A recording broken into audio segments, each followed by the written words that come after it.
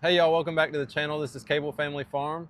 I'm Caden. And I'm Patrick, and we're two young regenerative farmers learning and sharing our experience with you. So last week we built two of these Salatin mini brooders, and in this video we're going to show you why we built them, how we built them, how much it costs, and especially why it makes raising chicks more efficient and therefore more profitable in our scenario.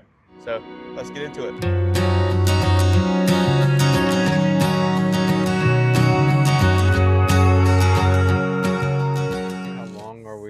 To the camera? Yeah, we always do 10 feet. 10 feet from the camera. Professional footage. All right. So if you don't already know Joel Salatin, he's kind of the head guy of Polyface Farm in Virginia. He's written a lot of books on alternative ag, ecological based farming. This was one of his books, Polyface Designs, and over the years, they've come up with a lot of structures to raise animals on pasture in a regenerative fashion. We've already built a couple things out of this book. We feel like the designs they use kind of match what we're doing in our type of farming because it kind of coincides with what they do. And being that we're young farmers, beginning farmers, we don't have all the experience in the world, so it's really helpful to have designs like this that we can follow, and we know that they're proven, we know that they work for other people, and it kind of saves us time and gives us a head start and puts us right where we need to be. All that to say, this brooder behind us is one of the many designs in this book, and we pretty much built it to spec, so there wasn't too much we changed about it. So these brooders are going to help us raise our poultry for the first few weeks of their life until we put them on pasture. These brooders here hold about 300 chicks or 150 turkeys at any given time. Having two of these 8x10 mini brooders gives us the space that we need to raise the amount of chicks that we're going to be producing, and it gives us some flexibility as we're going to be doing turkeys and chickens at the same time, so we can kind of space things out and not exceed our capacity anytime this year. I just want to emphasize that Caden's stool is a bit taller than mine. I'm not this short. I'm going to put that in the stool thing because it does make me a little bit uncomfortable. So we're going to get to how much these guys cost to build, but we're going to tell you why we built them. And it's mainly just because our system last year was set up to be very low cost, very minimal, so that we could get into the chicken business easily and make as much profit as possible last year. And so now this year, we've kind of grown as a farm. We're expanding. We're making bigger decisions in infrastructure. Have a little bit more capital to work with. Definitely, and that kind of allows us to do things like this that make our animals safer. It makes our work more efficient. So the reasons why we built these Salatin mini brooders. Number one is that it's safer. Last year we had a brooder with an open top and really not a secure bottom. It was just plywood walls coming down to the floor with rubber mats on the bottom, and on the top we built some wooden lids to cover, but it was a lot of work to take those off and put them back on every time you were feeding them, watering them, getting the birds out. That made it unsafe for the birds because they could escape. They couldn't necessarily get outside most of the time. A couple of them did, but they're more vulnerable to predators coming under the mats, even though we tried to protect them. But luckily we didn't have a huge problem with rats. But with this brooder, we basically solved all those problems. There's going to be no headache. This brooder is basically impenetrable. Nothing's going to be able to get in. The chicks are not going to be able to get out. And it just creates a much safer, controlled environment for the chicks to live in. So we could raise them to be healthy and just get them out on pasture and try to have as high of a success rate as possible. It'll be fun to compare that to last year and see how much better we can do. So that's number one. Number two is that it's going to be a whole lot easier to manage the heat. In our last brooder, we're working in a barn, so we were under a structure. Some people will do it in a chicken tractor outside, which is pretty extreme. But we had a little bit of structure, but the sides of the barn were open, and so we had a lot of airflow. It wasn't exactly a controlled environment, and we were using the Tractor Supply heat lamps. We could manage the heat in the barn fine. We just had to check it multiple times a day. And the heat is the most important thing. If you lose heat, within a day you're going to lose birds. They're not going to be able to control their body temperature, and because of that, it's one of the most important things that you want to have as reliable as possible. With this brooder, like I said, it's a controlled environment. The temperature is not going to fluctuate nearly as much, and we have a couple options now for heat because of the way this is built. In the book and on Joel Salatin's farm, they use a commercial poultry heat lamp that runs on propane, and it has a thermostat on it. So basically, you set the thermostat to what you'd like the heat to be, and it's going to stay at that temperature. It's going to kick on or kick off based on if it needs to heat up or cool down. And so with this brooder, we have the option to install one of those in each brooder, and that basically means you set the heat to what you want it that day. It's going to be there, and the next day or the next week you adjust it to where you want to be. You know, if you drop it by 5 degrees or whatever you like to do. You can still run those Tractor Supply heat lamps in here. It's just going to be a little bit more to think about and a little bit less safe. So those industrial poultry lamps, you don't have to hang them as low. They're sturdier. They're just going to be a safer option, less of a fire hazard than your general Tractor Supply heat lamp. We're still thinking about what we're going to do there because they're pretty expensive, but we'll get into that here in a little bit. So with this design, you're able to access the brooder from all sides, and that allows you to take care of the chicks without actually getting into the brooder. We had to get in there a lot, mostly to apply fresh shavings, since we do the deep bedding system where the bedding builds up and you add layers on top. We had to get in, and that means you're risking stepping on chicks, which is just something you really shouldn't have to think about if it's set up a certain way or set up correctly, and that's what we got with these. The pathway we had was also very small. You're having to lean way in, lean way over, kind of be off balance while you're doing chores in the morning. It was just kind of an unpleasant experience. But it was our first year, and you know, that's the brooder that we went with for cost reasons. Now that we have this, it's accessible from both sides. You have doors that flip up, and each side allows you to get about halfway, which you just go around to the other side and you get the other half. And so getting feeders in and out, cleaning waters, adding shavings, it should be a breeze. We shouldn't ever have to step inside the brooder and risk hurting chicks. It's also going to be a lot easier to access the chicks when we need to put them in crates to take them out to pasture. Previously with our old brooder, we had to back a truck up into the barn, and there wasn't a lot of space to move crates around, and it was kind of a pain. Especially having this a little bit higher up allows us to not have to bend over so much to catch the chicks. Right. So that's a big time saver and energy saver. Because that one was on the ground level, right? Which worse for predators, worse for our backs. So yeah. Another one of the main reasons why we built these brooders is because they're movable. And while they're not light by any means, you can pick them up and put them on a trailer and have them transported.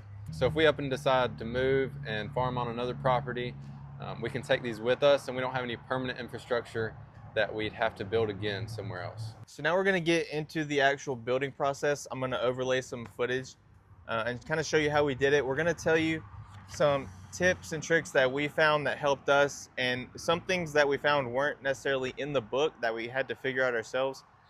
So hopefully we can help you if you want to build one of these or you just want to see how we did it. So with the polyface mini brooder, the design plans they give you are for an 8x8 structure, and they say that you can easily modify this to be 8x10. The 8x8 model allows you to raise a little over 250 birds, while the 8x10 allows you to raise a little over 300. So we went with the 8x10 and we built 2 of them just because of the amount of birds we're raising. And we raise 150 or 300 birds at a time, and so that worked well with the 8x10 model. Because we built these brooders 8x10, we did have to change the material list a little bit, and that was kind of difficult trying to figure out like what materials we needed to change, you know, because we still needed 8-foot boards of certain things, and we had to get 10-foot boards of other things. So we did make a couple of mistakes there buying the wrong lumber, but we were able to figure it out. If you would flip this Psalms 7:13. Good one. So getting into the build process, the first thing we did was build the floor. So we framed it out, and we decided to build it on the garage floor because it was concrete and it was nice and level. It allowed us to get everything square. Before we could put the floor down, one of the big things is what you're going to have the brooder sitting on. There's a lot of people who go with a hay wagon or a flatbed trailer, and the pro to that is that you could move it whenever you want to, really. but we didn't really have that available, and it didn't really make sense in our situation. We knew where we wanted these brooders, and so the other option that Joel mentions and other people do is just setting it down on a cinder block foundation. So the book recommends 2 cinder blocks, but we found that one is actually a better working height, at least for us. You know, we're about average height, but that gets it to where we're bending over, we can reach in, we're not stretching in a weird way or anything like that. Putting these cinder blocks in was actually the part that kind of took the most time. We wanted to be really particular with it and get it very level so that, you know, we had a good foundation to build up off of and we could feel good about it. Our ground wasn't exactly flat, so we had to dig a little bit, get our cinder blocks in there, and eventually we got it completely level. We were ready for the next step. So after the floor was in place on the cinder blocks, we put on the flooring panels. Building the 8x10 model, we had to cut a board in half, so that was some extra work. And if you're just building the 8x8 model, then it would just be 2 boards, and so it'd save you a little bit of money and time there. So the next big step was to build our end walls here, the pieces on the side. That started with ripping down some 2x4s to 2x2s, and then we ran into our first angles of this design, which there's a lot of angles that you have to cut along the way. It went pretty good. We had a little bit of trouble in the beginning. Caden and his dad are a lot better at this than me, but even they were struggling a little bit with getting these angles right. But we wanted to make sure it was right because that's where the points meet up, and we wanted everything to be the same length, the same angle, keep it square, keep it nice and professional. So then once the end walls were complete, it was time to put our sheathing onto the panels themselves. We used what the book called for. There's this zip system sheathing, and we had to buy 10-foot pieces because these doors here are 10 foot. With the other design, I think it calls for 9 foot, but as you can see on the end walls, there were some more angled cuts and things like that, so it took a little bit of time. This zip system sheathing is supposed to be weather resistant. The outside pulls water through the plywood, and it's supposed to last a long time outdoors. A lot of these small pieces on the sides, you have to cut to fit, so you kind of have to play around with it. You can't just cut them and expect them to fit perfectly. So that does take some time, so that was a lot pretty time consuming compared to just putting on the bigger boards. So once we had the end walls framed up and the panels were on there, we put chicken wire over the windows. And well, I guess we didn't use chicken wire, we used hardware cloth. And we had some spare hardware cloth from just previous projects, old chicken coops. So we installed that with our staple gun and got it nice and tight, and that was that. That allows for airflow when you open the side doors there, so you get some ventilation in there on hot days, stuff like that. And that's what we built next, was the windows themselves. We did this with clear plastic roofing material, and we put that on the frame for the window, and they have 2 hinges that allows them to fold up, and like he was saying, allow for more ventilation during the summer months. So when the end walls were complete, we built the side walls. These were pretty simple to build. We did have to rip down some more wood, but those went pretty quick. When we put these side walls together, we had to add another board, being that this was the 10-foot side, so having a board every 2 feet. They had 5 on the 8 foot, so we put a 6th. And once those side walls were complete, we were able to get everything and put it together. So we connected the end walls to the sides, and we had to get everything square on the floor and make sure we had the right overhang on each side, because you're going to have a little bit of overhang on the ends. So we had to get that right. In the book, it says to attach the end walls to the floor first and then the side walls, but we found it made more sense to go ahead and put all the end walls and sides together and then situate it on the floor to screw in. Then the next step was getting more zip system sheathing onto the sides, and that was as simple as cutting a board in half. We were able to use the entire board, so that was nice. Next, we got into building the center beam structure that Joel has outlined in the book. That's what keeps the structure strong, keeps it from racking, and you're able to hang your heat lamp off of it and anything else that you might need to hang. It's a very interesting design. It's actually 5 boards, and it's really strong. I was actually able to stand on it later when we were screwing some other things in. So at this point, these structures were starting to look more like a brooder. They had the end walls and sides and the center beam structure there. The next thing we had to do was work towards getting the lids on to make it a completely enclosed structure. We had to cut some angle pieces on the miter saw to make braces for around the doors, so there's one on each corner of each side. After that, it was on to building the lids themselves. With the lids, we had to change them up a little bit because obviously they would be 10 foot instead of 8 foot like it is in the book. So we did have to add another board on the back side of those lids to make it more structural, and we had to have different marks on the board itself because there's not any overhang on the edges of the brooder.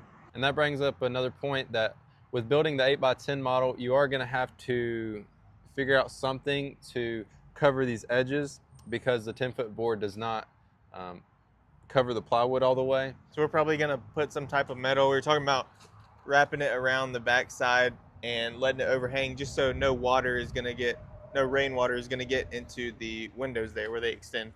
The lids do take a while to put together. It's a lot of small pieces on the back side of them. But once that was all together, we put our hinges on and we got it installed onto the brooder itself. And we put an extra hinge on there too.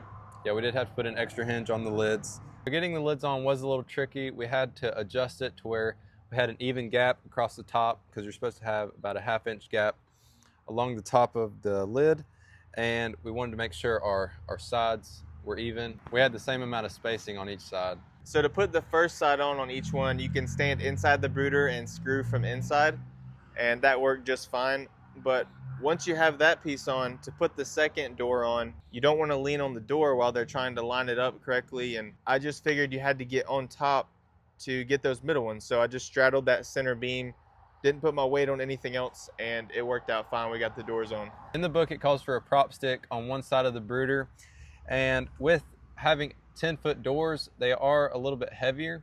A lot heavier. A good bit heavier. So having just one 2x4 prop stick on one side of the brooder was not enough. The other side hung down a lot more, and we figured we needed something better. So we thought we could build just another 2x4 prop stick on the other side.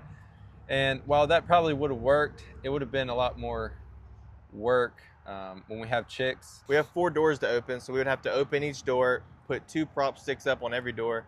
That's a lot of work doing that 2, maybe 3 times a day in just opening your door. So we wanted to avoid that if we could. So what we came up with was a 2x6 prop stick that sits in the middle of the door. So it allows for an even amount of hang on both sides. It's a lot more sturdy. And we notched the 2x6 on the end to fit perfectly into that 2x2 that's fastened on the lid itself.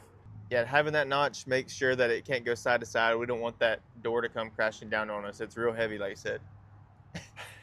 So that would be crazy. Somebody finds you out here just stuck between the door. Baby chicks are out. Yeah. Oof. The last step was to get our metal along the top ridge of the brooder itself. There's a little gap when you get done building it, and that's for ventilation, but you don't want rain getting in there, obviously. So you put the metal on there. Our metal was a little bit wider than it calls for in the book, but we realized that it really didn't matter. It functions the same. And so we fastened that with roofing screws up at the top, and you leave the bottom side loose so that it can move with the door as you open it, and the system works perfectly. He did have to use a tire to get to the screws in the middle of the, well. Yeah, you're going to want, 33-inch Nitto grapplers. So now let's get into the important part. How much did it actually cost to build one of these? Why did it make sense for us? And does it make sense for you? So we got a few different categories here, breaking down the numbers for the materials it took to build these structures. So I should preface that these numbers are for 2 brooders, and they're 8x10. So if you're building an 8x8, it would obviously be a little less, but we're going to split those numbers in half so you can see the cost for each brooder at the end. For this project, the lumber was $370. The flooring panels were $245. The zip sheathing panels were $375. Our metal roofing and the clear polycarbonate that we used on the sides, that was $135 altogether. The hardware, which include the hinges and screws, that was around $320. We also bought some zip tape that's going to cover up these seams and make it more weatherproof, and that was $80. So in total, Both of these brooders cost around $1,500 to build, so that comes to $750 a piece. And that's without any heat source or water source for the chicks, so that's just the structure itself. So if you go with the industrial poultry heat lamp, like it calls for in the book, those are going to run you about $1,000 a piece, depending on the size and model you get, but that seemed to be about average. And that's obviously going to double your cost there for the brooder, so it's a big investment. You can also still get by with the smaller heat lamps, like we said, and that's going to be under $100 for each brooder. So maybe that makes sense in the first year for you. I think we're probably going to go ahead and get the larger commercial version just because we're going to continue to do this. We're on a farm scale. We're producing a lot of chickens, and the safety of our birds matters a lot. We want things to be as efficient as possible. And yeah, it's going to save a lot of time. Last year that took me a ton of time running back and forth, checking heat lamps, just because, as I said before, it's so important. So we think the cost is worth it. And another thing I want to get into is that these structures in our scenario, because we're producing a lot, we're using them to almost their full capacity, this small scale infrastructure is going to pay itself off after the first batch of birds. And we're going to be doing 12 batches. So it makes perfect sense. And this is going to last, whether it lasts 5 years, we expect 10 years out of it. But even if it just lasts a couple years, it's well worth it. It's a good investment in small scale infrastructure, and it's going to fit perfectly into the way our farm functions. So for most people, this brooder is going to be a little overkill. Unless you're producing poultry, actually selling it, you probably don't need this much space. But if you want to have a really good brooder that's rodent proof and is efficient, then you might want to build one. Well, we hope you found this video helpful. We're really pleased with how these brooders turned out, and we're excited to get some chicks and see these things in action. We're going to be putting out some videos showing how that process works. Yeah, so if you like this video, please click over to the next video that's on the screen right now, and we'll see you over there and talk about something else. That's all. Yeah. Thanks for watching.